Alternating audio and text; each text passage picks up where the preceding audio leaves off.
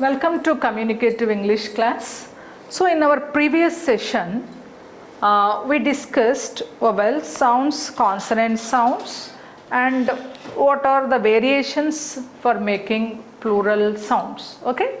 So here in this session, what are the variations when ed, that means for making regular verb, past tense regular verb, when ed is added, how the word is produced. Okay, the past tense markers and word stress in disyllabic words. Okay, these two we will discuss in this session. Past tense means where do we add? For plural we add s to the nouns, right? But past tense means we add ed to the verb. Okay, then we'll get past form of the verb, how it is pronounced. So I think it's clear for you, right? How do, here also three variations. Already in the last class, in other session, we discussed what voiceless sounds are and what voiced sounds are. Okay, so for all voiceless sounds, right? For all voiceless sounds, that ed is pronounced as t. Okay, t. So, and for all voiced sounds, it is pronounced as d. Okay, and for sibilant sounds, okay, for sibilant sounds t and d, this is pronounced as id. Okay, see that when you listen to native speakers speech, you can't listen to clearly t and d and id. It's almost mixed. Okay, it is not specifically pronounced. Suppose called, okay, called, helped, light variation, helped, called, okay, wanted, we say wanted, right? Wanted, and we say needed, needed. Okay, if you identify why for these two sounds this id means, how can you pronounce? Suppose want, how you can't produce like t or you can't produce like d, that's why it is id, want it. Okay, need it. Okay, so here, okay, voiceless sounds t, and for voiced sounds id, and for those two sibilants t and t, this is id. Okay, so some examples here. Let us take how this is pronounced. Okay, some examples. Help, p is a voiceless sound. When ed is added, okay, it becomes, as it is p, helped, helped. Okay, right. Okay, next, face. Okay, faced, yes. Next, work, k is a voiceless sound, worked. Serve, served. Push, pushed. Coach, coached, coached. Next, froth, frothed. Okay, so that's, you can't exactly identify whether it is a t or a t or a d. Okay, light variation. Okay, t, t. So if you are specifically pronounced, then your sound is odd. Suppose if you say helped, if you pronounce like that, so listeners understand that that's a new sound. Okay, they confuse. You can't say that helped, right? Helped. That's it. Next. You can't say grab. For a D sound it's okay because we are used to this one. Grabbed, blocked, boiled, fussed, lived, judged. For this one no problem. For ed, for a d sound no problem. Only for a t sound it is odd if you specifically pronounce t. Okay, if you say helped instead of helped, if you say helped, then others feel that that's a new word. Okay, aimed, earned, pinged, bored. Okay, see, these are all voiced sounds. That's why this is as it is pronounced as id. But in this case, these are all voiceless sound. P, s, k, f, sh, ch, and t. Okay, these are voiceless sounds.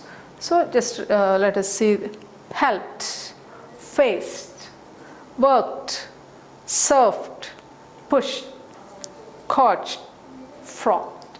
Okay.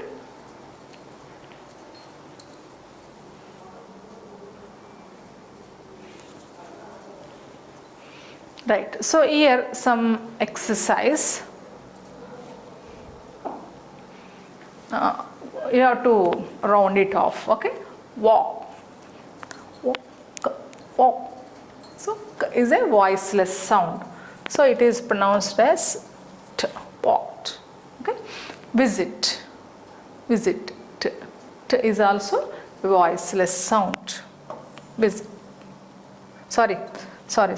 So this is a sibilant sound. Okay. Sibilants. Sorry. So again we'll start. Sorry. Right. Okay. Walk. Okay. Walked.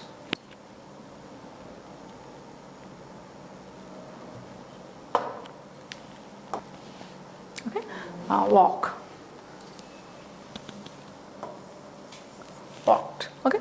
T for t and d are siblings, right? So we have to go with the d. Next, miss. S is a voiceless sound. Missed. Stayed. A. So no vowel sound. So stayed. Continue. Continued. Next, look. Voiceless sound. K, looked. Record. Recorded.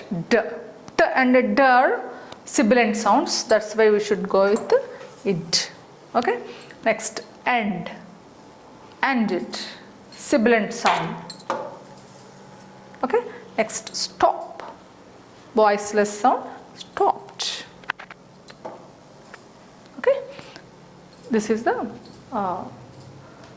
how to identify and how to select. Next, we'll do some.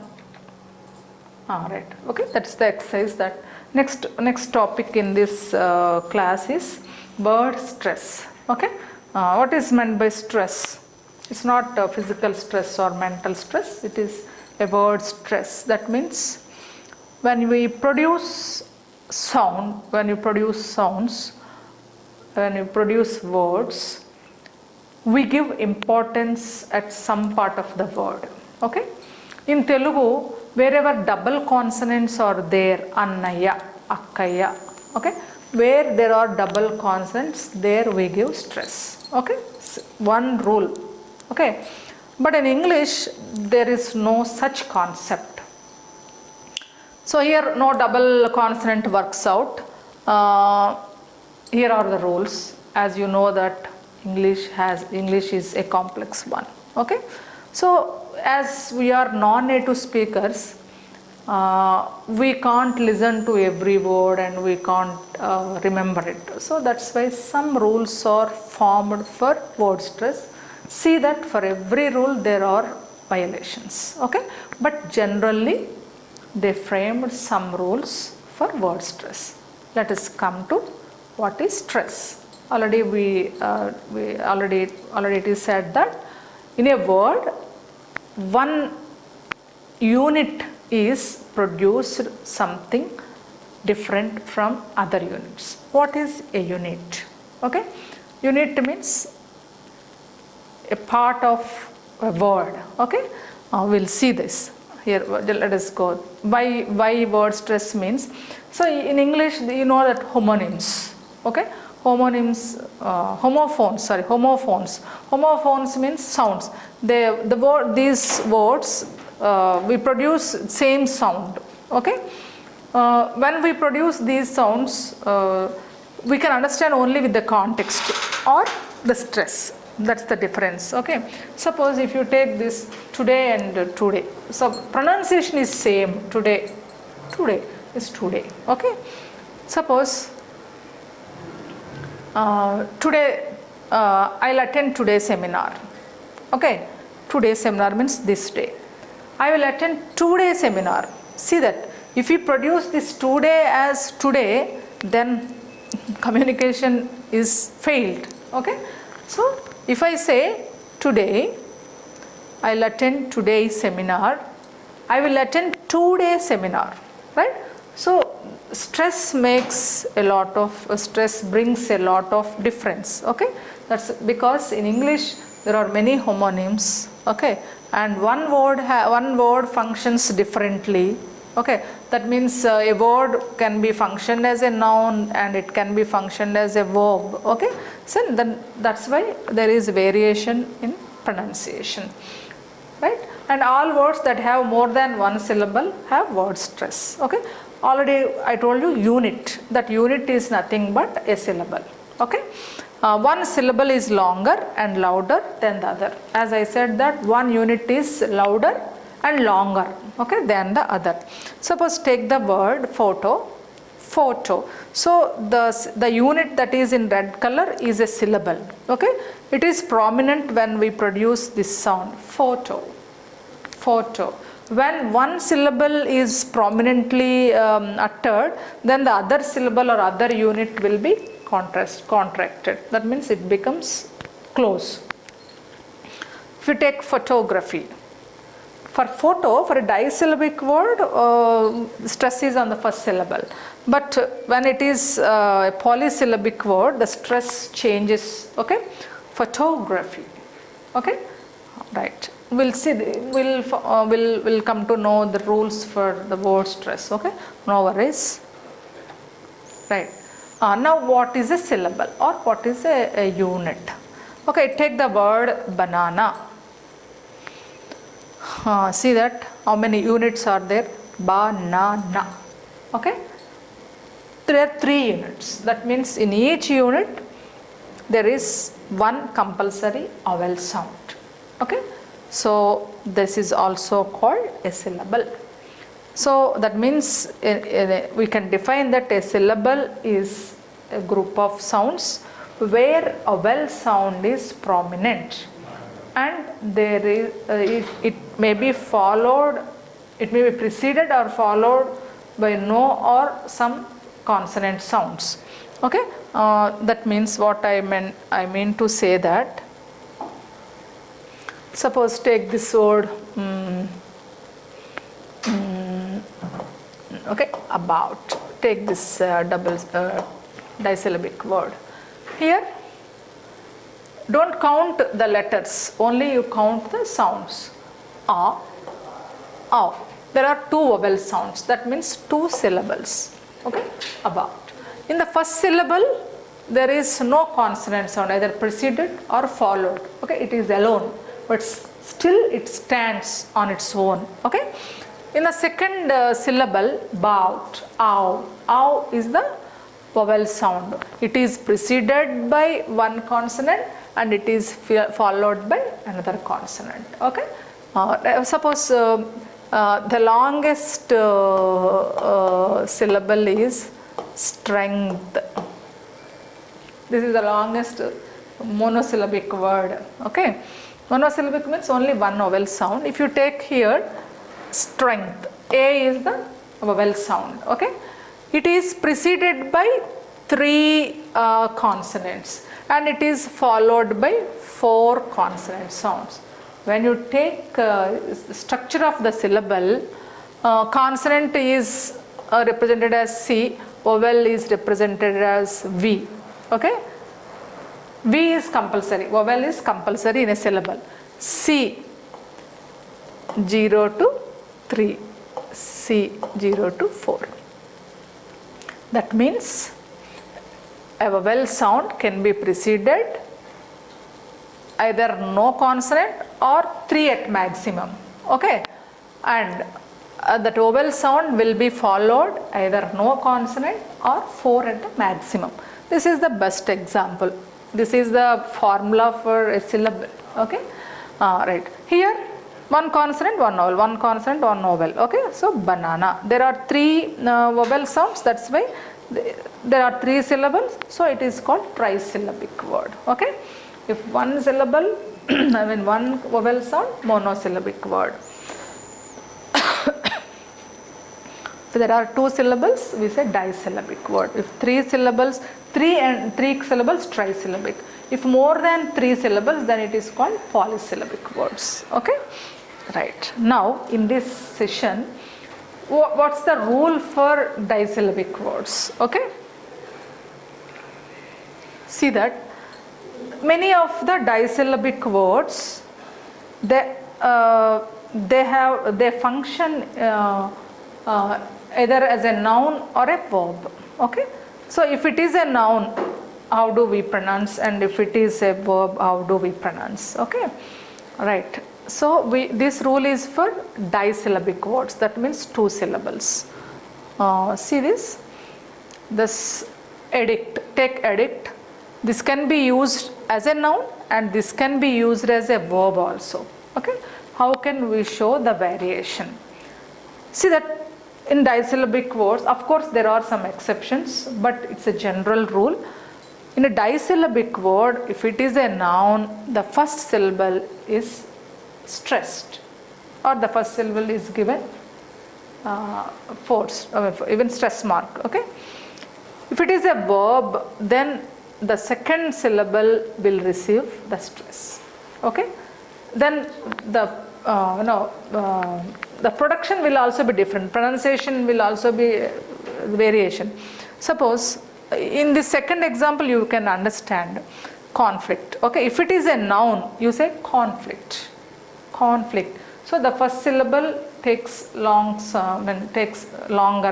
first sound is longer and louder, conflict. Suppose if that is used in verb's position, conflict, this con becomes reduced, conflict. Okay, this one, contest, this is contest, contest.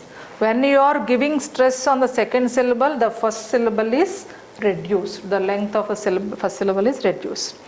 Next, contrast, contrast, contrast. Okay, convert, convert, decrease, decrease, import, import, increase, increase, insult, insult, permit, permit. Okay, so you might have identified that. See that the phonetic transcription is in 2 vertical bars and the syllable is divided with a dot and the stress mark is given to the syllable before and top of the syllable. Okay, that is stress mark, a vertical bar before and top of the syllable. Okay, let us do some exercise here. So some more exercise.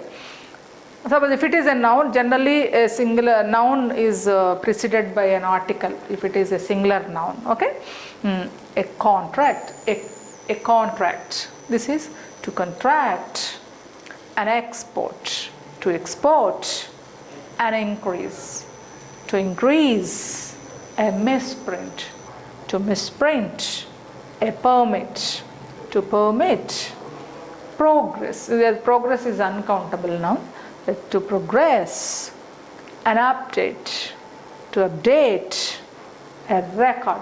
See this record, this is as it is stressed, this E is produced as a record, but here it is a contracted sound, record. Suspect, suspect. Okay, see that if it is, if these are used in a word, how to produce. This is a small exercise for you. See this first one here, what is the disyllabic word? Import. Okay, import. How it is used? This is in a noun's place. Okay, So the stress is on the first syllable. This is a cheap import. Okay, but the same word in the second sentence, it is used in verb's place. Then they import their oil. They import their oil. Next, here, oil is one of the biggest imports. Okay, this is as it is in the noun's place, the stress is on the first syllable. Next, export. Here, export is in the verb's place. We need to export. We need to export more. Okay.